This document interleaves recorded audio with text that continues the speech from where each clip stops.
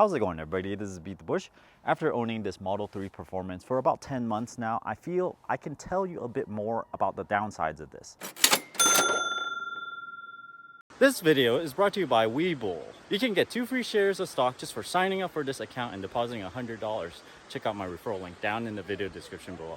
Many Tesla owners will just tell you how great it is because when you own something, you really don't want to point out all the flaws because then people will say, oh, it's not such a great car. With the full self-driving, adding in the tax I had to pay, out the door, it really is about $69,950 or so. Right now I'm in Lake Tahoe. I already made a trip to Yosemite for 4 days backpacking. And then from that point, I went straight here to Lake Tahoe. I would say making this trip, I tried to plan it so that I have enough electricity to go into Yosemite and then come back out. So the real drawback here is most Tesla owners is not going to tell you that the supercharging stations, well, it's going to have amenities, but then there's not going to be a whole bunch of signs telling you where the bathrooms are, where the hotels are, and where all the good restaurants are right next to it. It's up to you to find out, and sometimes it might be 15-minute walk from the supercharger. The truth is, when you supercharge, it takes a little bit longer than filling up your gas. And most Tesla owners, when they talk about supercharging, they just say how great the amenities are near the supercharger and that it doesn't really take all that much time. They're gonna need to stop at a rest stop anyway to use a restroom. They're gonna have to stop to eat at a restaurant. But what I feel after doing this trip is that you're very limited. There's not that many superchargers from the Bay Area to Yosemite. So you're given a limited choice on where you can stop. You only want to stop maybe once or twice. So you have to stop at the superchargers, which limits the food options that you have. So the Tesla fans on YouTube like to say, well, it brings you to brand new places that you would not have gone anyway. Yes, this is true. But what it limits you is choice. You no longer have a choice of going to whichever fast food restaurant that you have. You have to go to the fast food restaurant that is next to a supercharger. In fact, after arriving at Lake Tahoe, I'm pretty much depleted on my electricity. I had to make a special trip to the supercharger over here in South Lake Tahoe and basically make some sort of excuse to stick around that area for 25 to 30 minutes. Oh, what's near there? Oh, there's a lake? Okay, why don't I walk over there to check things out? There are other issues with this car, of course. Let me show you guys. This is the front trunk over here. Look at the front. No front trunk liner. Personally for me, this looks very, very bare. So I actually have to add this liner thing. Now it looks much better. Technically, I feel like it should come with something like this, especially for something this expensive. I had to add this grocery hook over here myself. This is 3D printed. This little hook was just awkwardly long, right? It's much longer than any other car I've seen. And when you lower this to close it, you can't really push it on one side. If you just push it on one side, you can kind of feel the metal bend a little bit, so you have to use 2 hands. I'm just gonna use one hand because one hand I'm holding my camera right now, but see if you guys can see that it just kind of dents in when you push it down. I can definitely feel it over here. It kind of moves a little bit. So let me push on the front trunk on the other side of this metal here. Can you see that moving, that metal? Yep. It doesn't come with this liner over here also. This might actually be a good thing for most people because maybe you want to customize it yourself, or maybe you want to buy a Tesla branded liner. I just feel like things are a little bit bare when I got it. Something that you will not know is down here. Most people won't look right here. Look at this. There should be a felt that covers all of this in the same material as this stuff on the side. And you can actually buy an aftermarket thing that covers this, but Tesla decided, okay, we're not going to put that in. Another thing you might not have realized, and I wish I knew this sooner, is that this window over here is not alarm protected. If a thief wants to break this window, the internal alarm is not going to turn on. All these thieves, they break this window, no alarm goes off, and they reach in there and grab that little hook to open the back seat. Imagine that this window is broken, so you just kind of reach over here and you open it up. Once that is open, you can see what's in the trunk, all the valuable goodies that's back there. Maybe there's a laptop bag. And then once you find something valuable, you break this one, the alarm goes off, and then you quickly go and grab the stuff, and then you just run. A flaw with my car over here is this little corner that they refuse to fix. It's within spec, they say. You can probably see it a lot better from the back. So I'm gonna do that. I took it into the service center and they just say, well, you know, yeah, it's normal. This is completely normal. Look at it. It's definitely kind of folded upwards. Sometimes you really have to drive a car for a really long time to know all the quirks about it. This particular quirk that I'm gonna talk about, they probably can fix it with a software update, but as of now, it's still there, and I don't think a lot of people will use it in this particular use case. So here is what happens. If you set it to charge, let's say starting at 7 p.m., and let's say you had enough charge, you don't want to charge it anymore, so you prematurely stop it from charging, let's say at 8 or 9 p.m., and after this, yes, the Tesla will stop charging, but about 10% of the time, it actually will reinitiate a charge without me saying that it should before 12 p.m.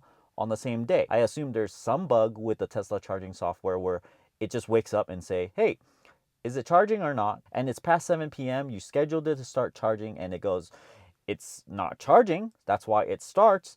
But it failed to realize that you purposely stopped it from charging. You see the Sentry Mode? I left my car in Yosemite for a full 4 days. And it's probably my fault that I did not realize that Sentry Mode is gonna consume that much power. I wish that if you leave it on, maybe it gives you a warning or something that it's gonna consume a certain amount of miles per day. And I plan to have about 60% of charge so that I can get out of Yosemite. But because I left Sentry Mode on, it actually consumed about 20% of my entire battery. This is about 15 miles every single day. So by the time I left, I just barely have enough charge to drive myself to Lake Tahoe. However, we had some unplanned things that we wanted to do, just kind of driving around looking at Olmsted. And basically we had 2 other cars and I cannot just say, hey, just stop everybody, let me go charge, because, you know, a supercharger is like, you know, 20 minutes away. I can't get everybody to come with me to sit around for 20 minutes and then go. So basically I had to give up on going to one particular location and just go straight to the supercharger myself. And because of this, I was not able to do one of the excursions, I guess. And also I had to take a longer route because the supercharger was on the way to South Lake Tahoe. So you can just say, well, beat the bush, you just kind of did not plan very well. Well, there are unplanned things that comes up. And sometimes you just need a little bit more battery power. With a gasoline car, I know gasoline car is no good, a lot of greenhouse gases and stuff, but there is a good thing about gasoline cars is because you can fill up in 10 minutes. When you charge an electric car, there's not that many superchargers. It takes, let's say, what, 20-30 minutes to get there, and also 20-30 minutes to charge up. So you're looking at something that is a lot more inconvenient than gasoline cars. I am not part of Tesla Q or anything. I am not trying to smear Tesla. I'm merely a Tesla owner. I really, really like this car, by the way. And I want to just point out these flaws for you guys just so that you know what you're getting into. You should know that the software is not perfect. Sometimes it likes to charge itself, even though you told it to stop, and then it's gonna run up your electric bill because you could have stopped charging and then go charge at work, go charge somewhere else that's free. But instead, Tesla decided to charge your car and take electricity from your house that you did not want it to. So this is just a minor bug. I hope they fix this eventually. And on my way from Lake Tahoe to Yosemite, I had to drive through these single lane roads. And well, I had full self-driving on, the autopilot thing and all, but you know, at times it just wasn't good enough. It made me felt a little bit scared. I had to take over. So it certainly did not allow me to just kind of relax the whole time and allow it to drive. Another point I want to highlight is that this Model 3 performance is supposed to go from 0 to 60 in 3.2 seconds, maybe 3.1 now after the updates and stuff, but it's 3.2 seconds when it's about 90% charge. You can probably get away with 3.2 seconds at 85% charge or even 80% charge. But as soon as you go below this, if you're at 50% charge, no way are you gonna get that spec. I tested it before. It can go as slow as maybe 5 seconds, 6 seconds. So the 0 to 60 in 3 seconds or so, it's only under optimal conditions. So most of the time, you're probably hovering around 50% charge because that is the optimal point to keep your battery in order to make the lifetime the longest. So if you look at it in terms of probability, there's probably a 1 in 10 chance that your car happens to be charged all the way to 90%. So the 0 to 60 spec at 3 seconds, it's not on tap for you at all times. You have to charge to 90%. So you have to know that you can't just assume just because it's a Model 3 Performance, it's always going to go 0 to 60 in 3 seconds. Sometimes if you meet a Model 3 Performance on the street and then, you're like trying to race it on the street or something, it's not always going to go this fast. I just got in the car. In order to reverse, you need to press the brake pedal and then pull up on this lever. But you can't do it right away. So let me show you guys. I'm going to push this. I'm going to push up on this right away. 1, 2, 3. See? So the thing is, once you get in the car and push the brake pedal, it takes a little bit warming up of about 1 or 2 seconds or so before you can go in reverse. I've done this multiple times. I push the brake pedal, push it in reverse the first time, it doesn't work. I'm like, okay, this is really slow. Let me push up again. It still doesn't work. I have to push it up the third time. And I've done this, I don't know, 100 times before it would actually go into reverse.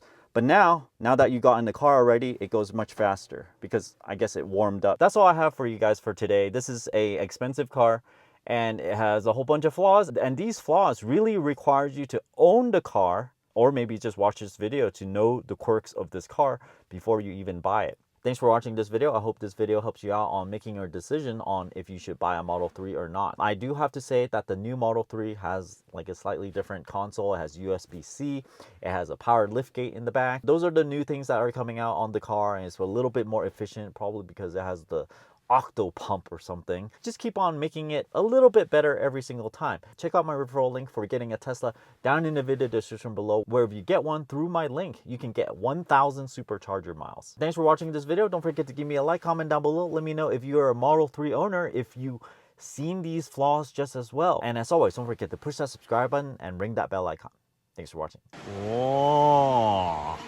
Man, I have to work with the different bearings. That's why the runner will be longer. Okay.